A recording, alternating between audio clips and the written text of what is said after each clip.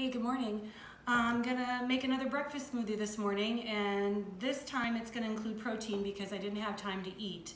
So I put some water in my Vitamix. I'm gonna grab, when I say fistfuls of spinach to people, this is what I'm talking about. 2 fistfuls of spinach are gonna go in.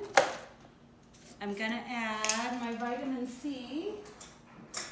It's just 1 teaspoon.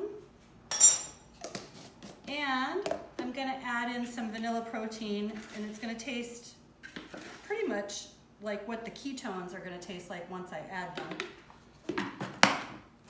So I'm using splash flavored today. So that's gonna be really delicious. And if I wanted to, I could throw some ice cubes in here to make it more like a slushie.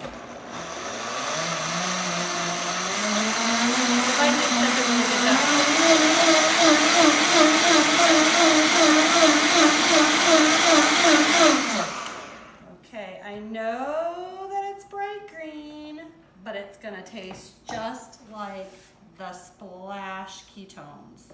And it's gonna give me energy and protein and my vitamin C for the day. That's really good. Thank you for joining me.